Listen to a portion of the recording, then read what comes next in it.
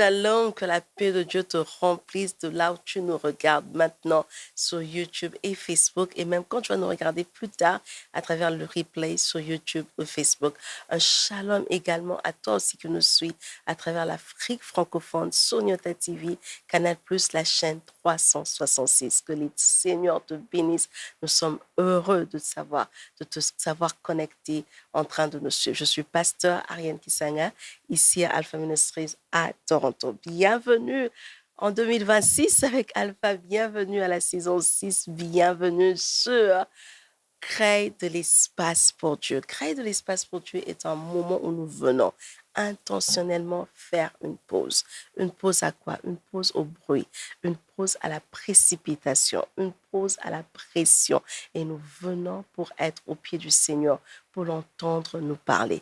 Créer de l'espace pour Dieu, ce n'est pas avoir plus de temps, mais créer de l'espace pour Dieu, c'est de faire de Dieu une priorité dans le temps qu'il nous a donné. Alors, as-tu créé de l'espace pour Dieu? Est-ce que tu as fait de Dieu une priorité? Si tu ne l'as pas fait cette semaine, si tu n'as pas eu l'occasion de le faire aujourd'hui, je t'invite à nous rejoindre et ensemble, créons de l'espace pour Dieu. On va commencer par la prière. Notre prière aujourd'hui est tirée de Proverbe 16, verset 3. La parole de Dieu dit, recommande à l'Éternel tes œuvres et tes projets réussiront. On va commencer par dire merci au Seigneur. Tu vas lui dire merci pour cette nouvelle année qu'il te donne, pour l'année 2026, qui vient à peine de commencer. Ça ne fait même pas encore 2 mois que nous sommes en 2026. Alors, lève ta voix là où tu te trouves et dis merci au Seigneur. Dis-lui merci pour le souffle de vie.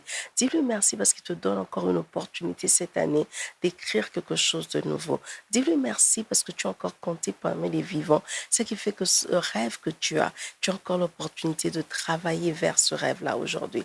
Dis merci pour ta famille, dis merci pour les circonstances qui sont arrivées, dis merci pour ce que tu as sur la table, dis merci pour ce qui te manque et dis merci pour ce que tu as déjà. Dis merci aussi pour ce dont tu attends de recevoir de la part du Seigneur. Et prends un moment maintenant et recommande ton année 2026 entre les mains du Seigneur. La parole de Dieu nous dit, recommande à l'Éternel tes œuvres et tes projets réussiront. Donc recommande ce que tu es en train de faire, recommande ce que tu entreprends, recommande ce que tu vends. Et l'Éternel va faire réussir tes projets. L'Éternel, nous sommes ici encore, nous voici en cette première émission Yahweh de 2026. Nous venons te recommander l'année 2026. Nous venons tout déposer entre tes saintes mains. Chaque émission, Éternel mon Dieu, le temps que nous allons passer ensemble, chaque fois que nous allons venir pour venir créer de l'espace pour toi, pour être Yahweh dans ta présence. Yahweh, nous prions que tu puisses nous parler à chaque instant, que rien, Éternel des armées, nous échappe. Merci Seigneur pour ton Saint-Esprit, que ton Saint-Esprit soit notre coach cette année, que ton Saint-Esprit soit notre guide, que ton Saint-Esprit soit la voix que nous pouvons entendre chaque jour. Dans le nom puissant de Jésus, nous avons ainsi prié. Et les saints de Dieu disent Amen, Amen, Amen, Amen, Amen, Amen. Alors, créer de l'espace pour Dieu, comme j'ai dit, c'est mettre de côté les distractions. Je t'invite à mettre de côté toute distraction. Je t'invite à mettre de côté tous ceux qui sont en train de combattre avec toi, tous ceux qui sont entrer en compétition avec toi pour prendre ton attention et à faire taire toute autre voix pour que tu puisses entendre le Seigneur. Aujourd'hui, notre thème, c'est commence avec foi. Commence avec foi. Tel est le thème de notre partage aujourd'hui. Et c'est tiré du texte principal de Luc chapitre 1, verset 26 à 38. Verset 26 à 38, Luc chapitre 1, dans la version Louis II. Faute de temps, je ne veux pas lire pour nous, mais juste pour nous dire, c'est l'histoire de l'ange qui vient annoncer à Marie la venue du Christ. C'est l'ange Gabriel, qui vient visiter Marie et qui lui annonce qu'elle va être enceinte d'un enfant qui viendra de Dieu, un saint enfant. Et cet enfant qui va naître d'elle va être la personne qui viendra sauver le monde. Et alors, c'est ça l'histoire qu'on a dans Luc 1, verset 26 à 38 dans la version Louis II. Je t'invite à prendre un moment et à lire cette parole. Alors, qu'est-ce qui te semble impossible dans la vie? Quand tu regardes ta vie et tu regardes l'année 2026 même, si on parle même juste de cette année, qu'est-ce qui te semble impossible? Qu'est-ce que tu crois que tu n'es pas capable d'accomplir? Qu'est-ce que tu te dis qui est trop difficile pour que Dieu accomplisse pour toi? Qu'est-ce que tu te dis que Dieu ne pourra pas faire pour toi? Et tu te dis, ça, c'est impossible. mais je viens aujourd'hui te défier. Et si alors Dieu te demandait de commencer, pas avec des réponses, pas parce que tu as déjà les versets qu'il faut pour commencer ou tu as déjà les réponses qu'il faut pour tout ce que tu comptes faire, mais si Dieu te demandait alors de commencer avec foi, de commencer avec la foi que ce que tu es en train de voir, ce que tu es en train d'espérer avoir, ce que tu crois impossible peut être possible parce que Dieu est avec toi. C'est important pour nous comment on commence quelque chose et surtout comment on commence une année. Dans Romains 11, verset 16, la parole de Dieu nous dit, Or, si les prémices sont saintes, la masse l'est aussi. Et si la racine est sainte, les branches le sont aussi. Alors, si les prémices sont sanctifiées, le reste est sanctifié. Si tu commences par la foi, tu vivras le reste de ton temps par la foi aussi. Si tu commences avec foi, tu vivras le reste de ton temps aussi. Tu vas vivre, tu vas marcher le reste de l'année avec foi. Alors, le but aujourd'hui, c'est vraiment de t'encourager à persévérer face aux défis. C'est vrai, l'année est encore à son début.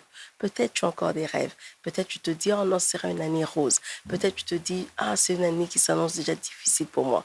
Mais aujourd'hui, je viens avec un message pour te dire, quelle que soit la difficulté que tu es en train de voir, quel que soit ce que tu es en train de traverser, ce que tu te dis pour avenir, ou ce qui t'inquiète, ou ce que tu es en train de trouver d'impossible, j'ai envie de t'encourager en te disant, commence avec foi. Commence avec foi, car rien n'est impossible à Dieu. Persévère dans cette histoire. Reste là. N'abandonne pas. Sache que Dieu est présent et que rien ne lui est impossible. Je te demande sûrement, mais c'est quoi la foi? La Bible nous dit, la parole de Dieu nous dit dans Hébreux 11, verset 1, que la foi, c'est une ferme assurance des choses qu'on espère. C'est une démonstration de ce qu'on ne voit pas.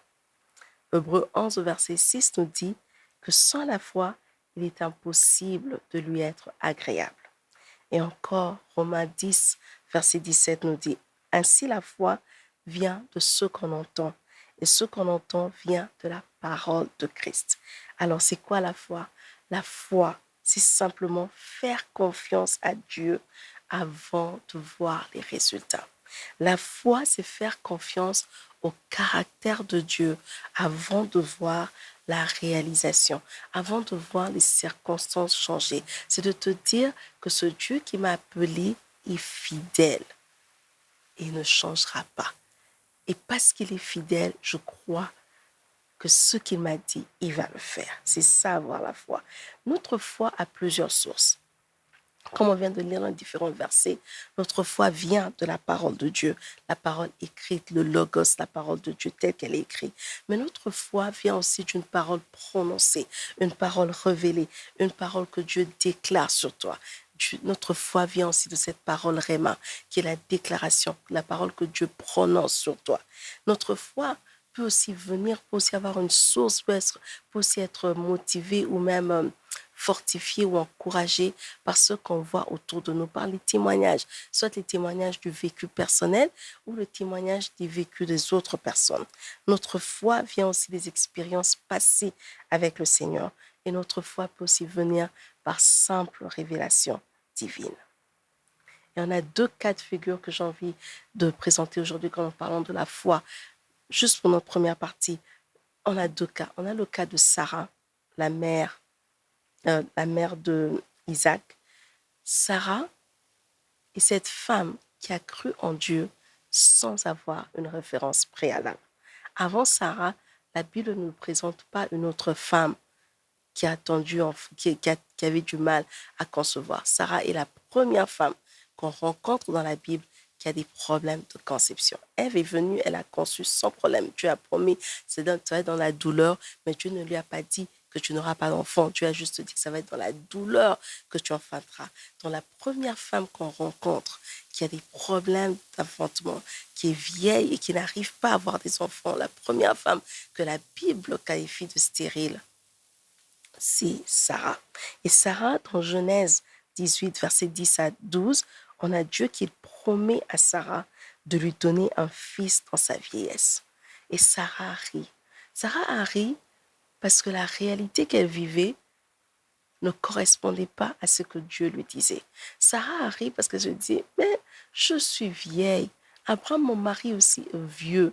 Donc, physiquement parlant, parlons plutôt, humainement parlant, rien ne pouvait sortir de là. On ne peut pas avoir un enfant. C'est quoi cette promesse que tu me fais?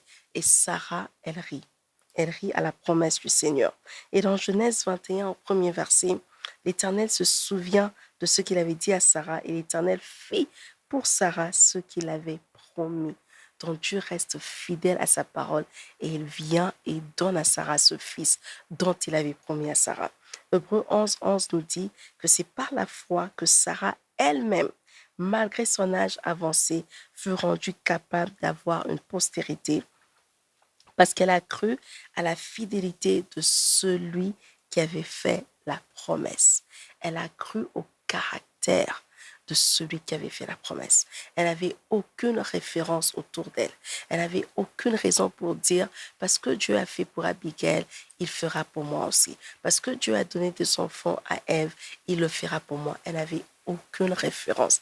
La seule chose que Sarah avait était le caractère de Dieu, en se disant que celui qui m'a fait cette promesse est l'Éternel des armées. Celui qui m'a fait cette promesse est El Shaddai.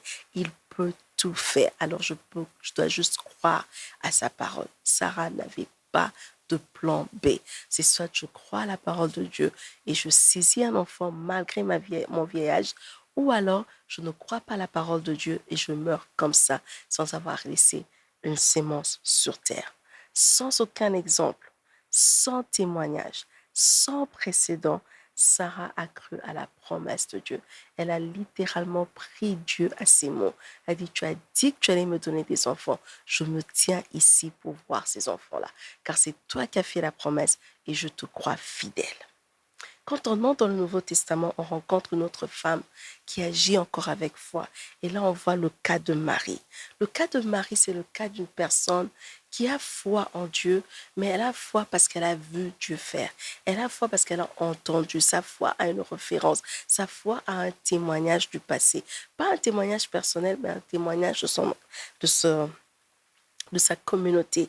Dans Luc 1, Luc 1, verset 34 à 37, quand l'ange dit à Sarah, écoute, tu vas enfanter, tu vas avoir un fils, il naîtra de Dieu et tout. Sarah, pardon, pas à Sarah, c'est à Marie qui parle. Marie pose la question de savoir, mais comment cela se fera-t-il? Comment cela se fera-t-il? Pourquoi? Parce que je ne connais pas d'homme. J'ai entendu parler de Sarah. Oui, elle était vieille, mais elle connaissait un homme. C'est comme ça qu'elle a eu l'enfant. J'ai entendu parler elle n'a pas encore entendu parler d'Élisabeth. Elle se dit, bon, j'ai entendu parler de Sarah. Oui, elle était vieille, mais au moins elle avait un homme. Donc c'est comme si elle avait quand même quelque chose qui permettait que l'enfant puisse venir. Mais dans mon cas, moi, je ne suis pas vieille, mais je n'ai pas la chose qui permet que l'enfant puisse venir. Je n'ai pas d'homme.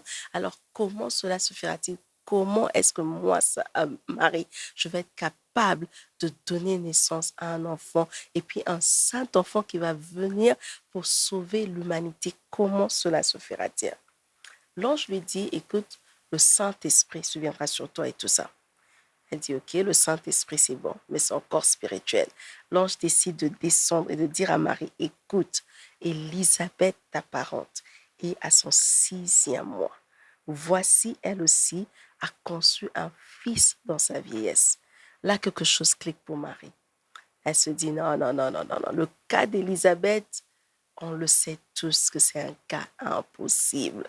Le cas de Sarah, oui, j'ai entendu parler parce que je suis juive. C'est une histoire qui s'est passée. Bon, Abraham, déjà, il était le père de la foi.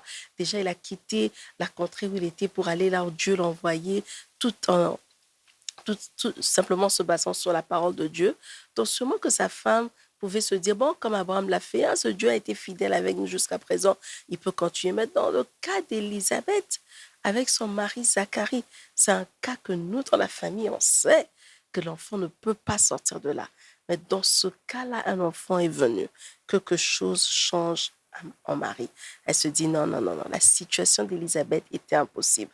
Si Dieu peut le faire pour Élisabeth, alors Dieu peut le faire pour moi aussi. Ça veut dire que même si c'est impossible, même si on n'a jamais entendu parler de cela, moi aussi, je peux donner naissance à ce fils que le Seigneur me dit. Sarah, elle, avait des références, comme j'ai dit, mais Marie n'en avait pas. Mais Sarah n'avait pas de référence plutôt, et Marie en avait. Parce qu'elle avait entendu parler de Sarah, elle a entendu parler de Rachel, elle a entendu parler de Anne, mère de Samuel. Mais elle n'avait jamais entendu parler d'une vierge qui allait concevoir ou donner naissance sans l'intervention de l'homme. Alors elle s'est dit, si Dieu qui peut faire l'impossible, donnait à ces femmes que la science avait déclaré stérile, que le monde avait dit ne pouvait pas avoir des enfants, si Dieu peut leur donner des enfants, ça veut dire que Dieu aussi peut le faire dans ce cas ici. Marie a fait un transfert de sa foi, de la connaissance qu'elle avait à l'événement qu'elle vivait, de la connaissance qu'elle avait à la situation qu'elle vivait. Et des fois, c'est ce que tu as besoin de faire. Peut-être tu as une connaissance de Dieu juste biblique, des histoires de la Bible que tu as entendues. Peut-être tu as une connaissance de Dieu, de ce que tu as vu autour de toi. Mais pour bien commencer avec foi cette année, tu as besoin de faire ce transfert. Est-ce que tu peux prendre cette connaissance que tu as de Dieu? Quelles caractéristiques tu as entendu parler de Dieu? Est-ce sa fidélité? Est-ce sa force? Est-ce son intervention? Qu'est-ce que tu as entendu parler de Dieu? Et transfère dans cette situation que toi tu crois être impossible, que toi tu crois être impossible de surmonter. Fais ce transfert, emmène ta foi. C'est ce que nous sommes appelés à faire quand nous croyons que les choses devant nous sont impossibles. Quand on fait face à une situation difficile, Dieu veut que nous puissions faire le transfert comme l'a fait Marie. Cette conversation entre l'ange et Marie continue. Et quand Marie accepte, l'ange dit à Marie, Élisabeth est enceinte et tout ça. Et toi aussi, tu auras l'enfant. Et le verset clé, c'est le verset 37, où l'ange dit à Marie, car rien n'est impossible à Dieu. Au regard des hommes, ça peut être impossible, mais à Dieu, rien n'est impossible. Et le mot pour rien qui est utilisé dans ce verset ici, dans cette phrase, c'est le mot rhéma en grec. Le mot rhéma en grec signifie parole. Ça signifie déclaration, commandement, mandat, promesse, prophétie, affaire, chose, événement. Ça veut dire que de la part de Dieu, que ce soit une parole, que ce soit un événement qu'il t'a promis, que ce soit une chose qu'il t'a promis, que ce soit un commandement qu'il a donné, que ce soit une déclaration, que ce soit une prophétie. Tant que cela vient de la part de Dieu, ça sera impossible que cette histoire ne puisse pas avoir lieu. Parce qu'à lui, rien n'est impossible. En anglais, c'est très beau de voir dans les différentes traductions comment le mot rien ou le mot rhéma. Donc, d'autres personnes disent rien, d'autres personnes utilisent parole, d'autres personnes utilisent déclaration, dépendamment de la traduction, juste pour voir combien riche est ce mot.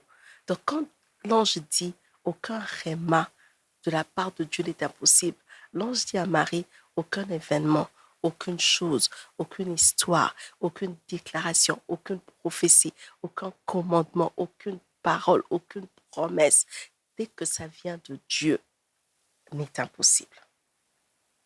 Aucune déclaration de Dieu n'échouera dans ta vie. Aucune promesse de Dieu ne va passer sans s'accomplir. Aucune parole prononcée de Dieu n'est sans puissance. Et aucune chose que Dieu décrète ne restera inaccomplie. C'est ce que l'ange veut dire à Marie. Je ne sais pas, qu'est-ce que tu attends que Dieu puisse faire pour toi cette année? L'année s'ouvre. Les pages sont encore vierges. On a juste consumé à peine 1 mois et demi. Les pages sont encore vierges. Qu'est-ce que tu attends que Dieu peut faire? Est-ce que c'est impossible à toi? Ce n'est pas impossible à Dieu. C'est une parole que tu as reçue de la part de Dieu. Rappelle-lui cette parole-là. Est-ce que c'est une chose que tu attends que Dieu puisse changer? Est-ce que c'est un événement que tu attends qu'il puisse arriver et qu'il y ait un changement?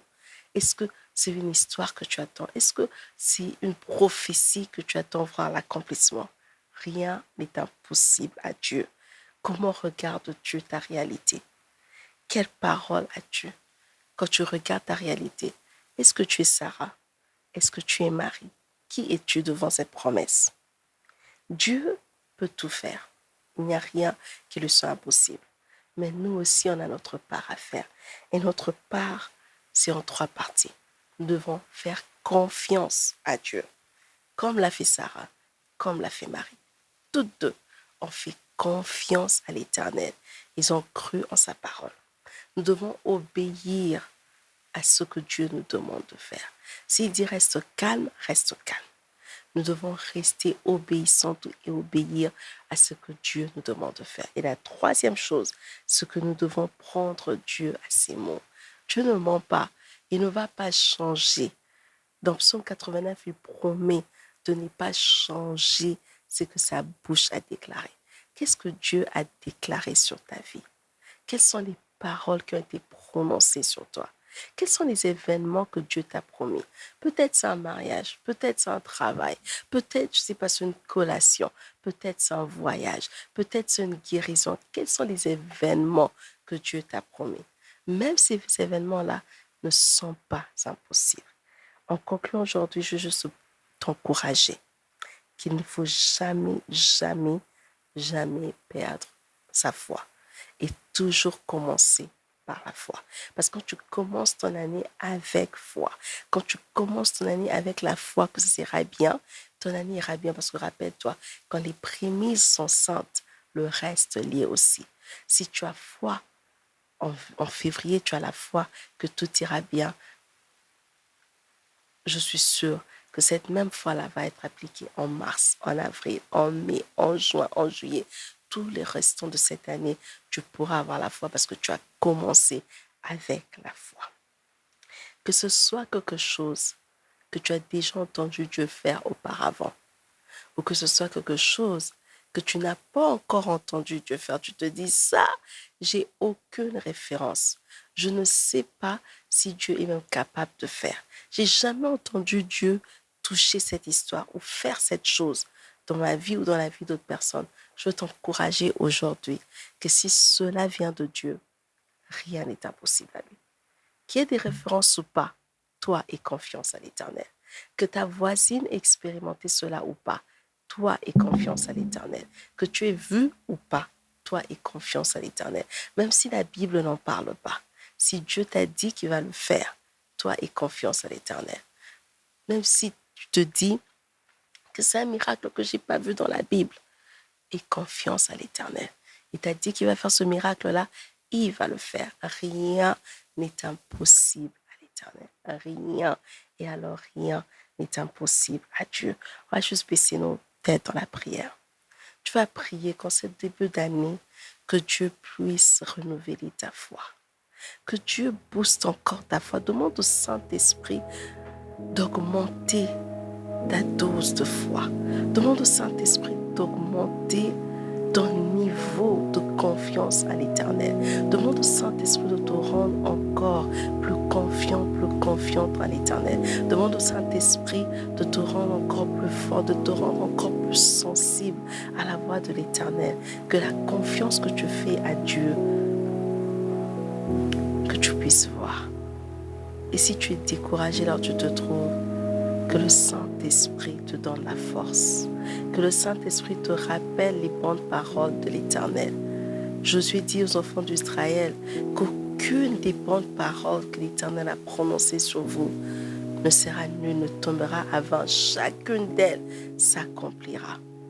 Et c'est ça le cas aussi pour ta vie. Chaque parole que l'Éternel a prononcée pour toi s'accomplira.